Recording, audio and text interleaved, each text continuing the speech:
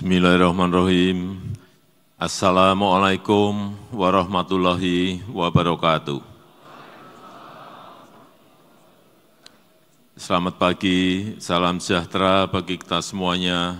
Shalom, Om Swastiastu, Namo Buddhaya, salam kebajikan. Yang saya hormati para Menteri Kabinet Indonesia Maju, hadir bersama saya Pak Mendagri, Bu Menteri Keuangan, Pak Menteri Sekretaris Kabinet, Pak Menteri UMKM, yang saya hormati Ketua Umum APKASI, beserta seluruh jajaran pengurus, Bapak Ibu, Bupati yang saya hormati, hadirin dan undangan yang berbahagia.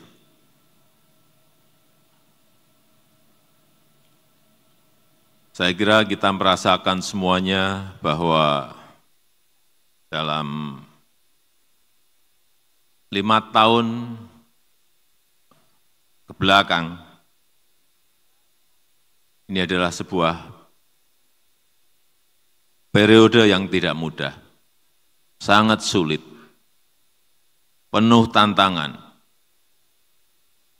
Dari sisi kesehatan kita tahu, ada pandemi COVID, kemudian geopolitik, perang yang menyebabkan harga minyak naik dan turun, harga pangan naik dan turun, di Ukraina, di Palestina. Kemudian dari sisi lingkungan juga kita rasakan sekarang ini semakin nyata, gelombang panas, El Nino, El Nina, semuanya. Ini menyebabkan banyak sekali, baik krisis kesehatan, krisis ekonomi, krisis pangan, krisis keuangan, dan kemanusiaan. Tapi kita patut bersyukur bahwa negara kita mampu bertahan dari hambatan-hambatan, tantangan-tantangan yang ada. Dan ekonomi kita masih tumbuh 5,11% di kuartal pertama tahun 2024. Sangat sulit sekarang ini negara-negara bertahan dengan growth di atas 5%. Coba nanti Bapak Ibu cek negara-negara lain angkanya seperti apa. Dan juga inflasi yang bisa kita kendalikan terakhir di bulan Juni 2,5%. Inflasi kita, ini berkat Bapak Ibu sekalian yang selalu rapat dengan Mendagri setiap hari Senin, rutin setiap minggu, tapi hasilnya ada. Coba lihat sekarang Argentina inflasinya berapa. Bapak Ibu cek aja. Turki inflasinya berapa. Bapak Ibu cek. Mengerikan sekali angkanya. Dan bahkan di masa yang sangat sulit ini, daya saing kita, World Competitiveness Ranking kita, naik di angka 27 di antara negara-negara yang lain. Dan ini menjadi kenaikan yang tertinggi dibandingkan negara-negara yang lain. Ini saya lihat terus karena ke depan dalam kompetisi antar negara,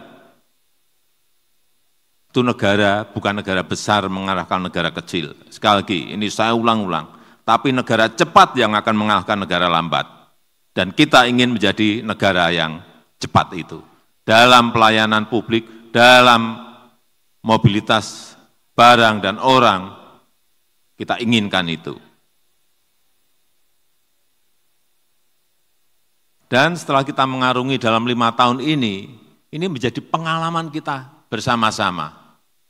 Betapa kita semakin matang, betapa kita semakin dewasa, betapa semakin pintar kita mengelola daerah, mengelola kabupaten, mengelola provinsi, mengelola negara,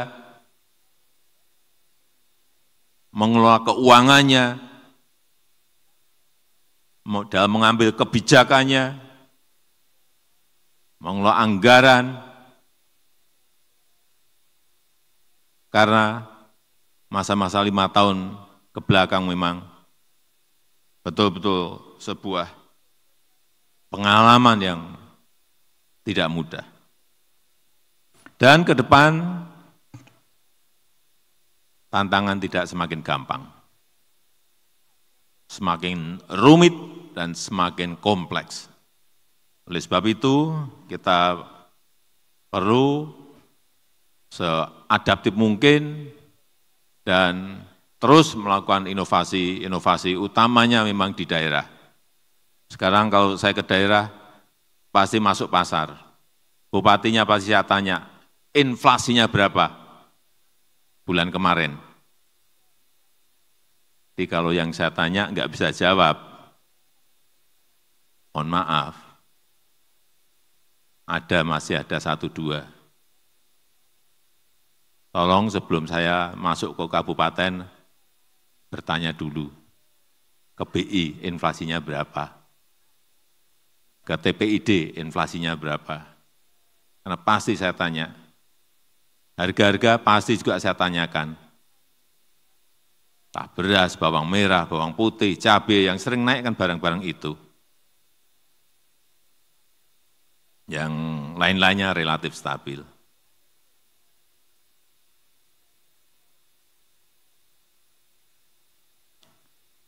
Dan sekali lagi persaingan antar negara sekarang ini semakin ketat. Saya ingin titip bahwa potensi-potensi yang ada di daerah itu harus dikembangkan. Harus dikembangkan.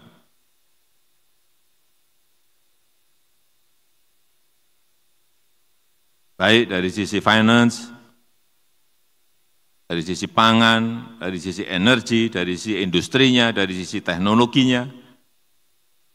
Kalau daerah-daerah yang pemandangannya bagus dari sisi turismenya, semuanya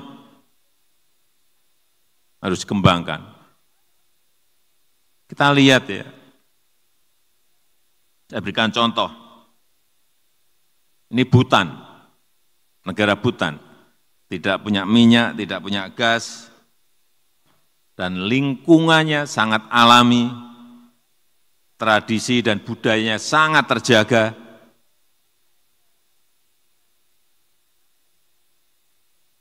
Tapi dia tidak buka negaranya untuk turis sebanyak-banyaknya.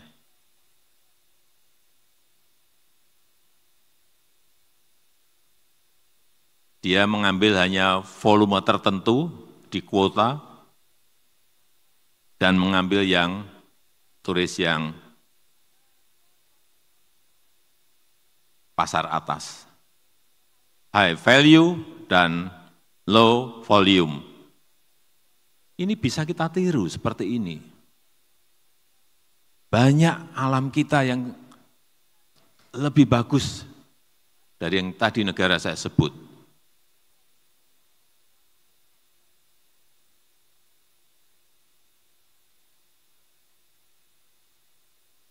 Banyak kabupaten yang unik, yang bupatinya tidak tahu bagaimana ini mengemasnya,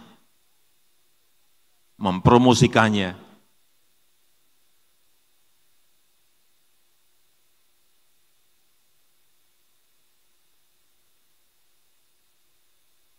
Dan turisnya kena iuran lagi.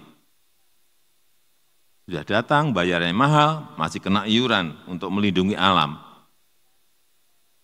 Saya cek berapa sih ini setahun dia dapat dari iuran yang untuk perlindungan alamnya ini. Hampir 0,5 triliun dia dapat, bukan dari ekonominya, tapi iurannya saja 0,5 triliun.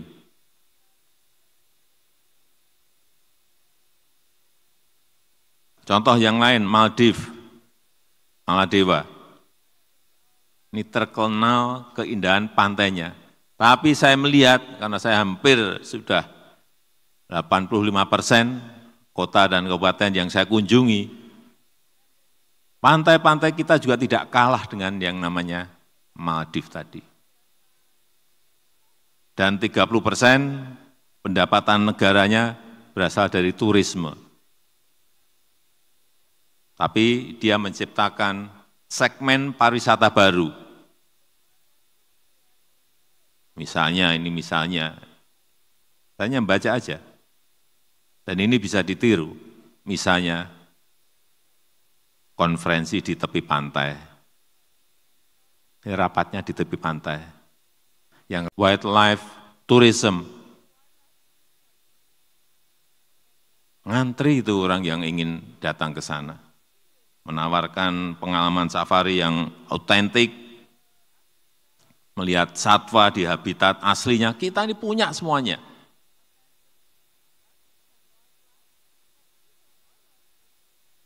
Punya komodo, di Banyuwangi ada melihat banteng, ada badak, ada orangutan.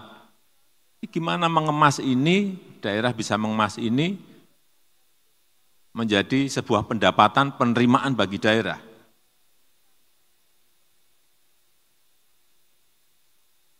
Di Afrika ini bisa menghasilkan 196 triliun per tahun mengurus masalah itu.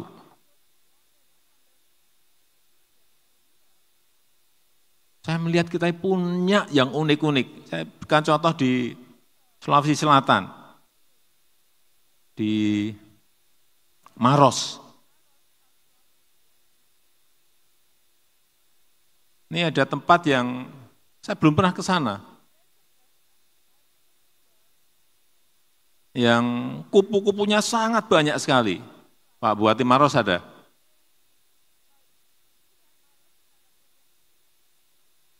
Ini sangat unik sekali. Tapi tolong pembangunannya yang benar gitu, sentuhannya yang benar. Jangan sampai barangnya bagus, justru disentuh dengan semen.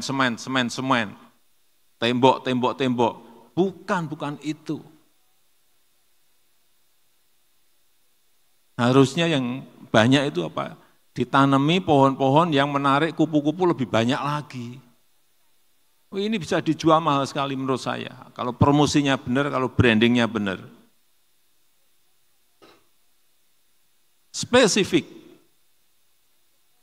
Bagus sekali. Kalau sudah promosinya bagus, Bapak Ibu mau kenakan tiket berapapun, semuanya akan mau. Hanya untuk lihat kupu-kupu. Untuk melihat kupu-kupu yang ada.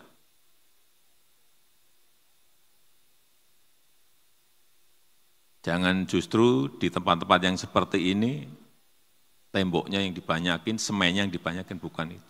Tolong dicarikan arsitek landscape yang pinter. Kalau daerah enggak siap, surati Bappenas untuk merencanakan agar barang yang bagus itu menjadi sebuah berlian yang baik bagi kita semuanya. Kemudian yang terakhir, yang berkaitan dengan inflasi, saya kira tadi sudah saya singgung, sudah bagus, pertahankan, cek terus harga-harga, dan segera intervensi bila ada kenaikan. Kemudian juga masalah serapan anggaran. Dan utamanya penggunaan produk-produk dalam negeri. Ini yang saya cek, ini masih di angka 41%. Penggunaan produk dalam negerinya masih 41% untuk kabupaten dan kota. 41%, masih kecil. Artinya selain itu berarti produk-produk impor. Hati-hati, kita mengumpulkan uang dari penerimaan negara, itu sangat sulit sekali. Baik itu yang namanya pajak, yang namanya PNBP, yang namanya royalti, yang namanya dividen, itu serupiah semuanya dikumpulin oleh Bu Menteri Keuangan. Terkumpul. Jadi penerimaan negara ditransfer ke daerah, dibelikan produk impor. Yang dapat manfaat adalah negara lain. Ini perlu saya ingatkan. Beli produk-produk kita sendiri, saya ingatkan. Mengumpulkan anggarannya itu sangat sulit sekali. Jadi gunakan 100% untuk pengadaan barang dan jasa itu produk-produk dalam negeri. Saya rasa itu yang ingin saya sampaikan dalam kesempatan yang baik ini, dan dengan mengucap Bismillahirrahmanirrahim, pada pagi hari ini secara resmi saya buka Rapat Kerja Nasional ke-16 Asosiasi Pemerintah Kabupaten seluruh Indonesia Apkasi Otonomi Expo dan Apkasi Procurement Network tahun 2024. Terima kasih. Wassalamualaikum warahmatullahi wabarakatuh.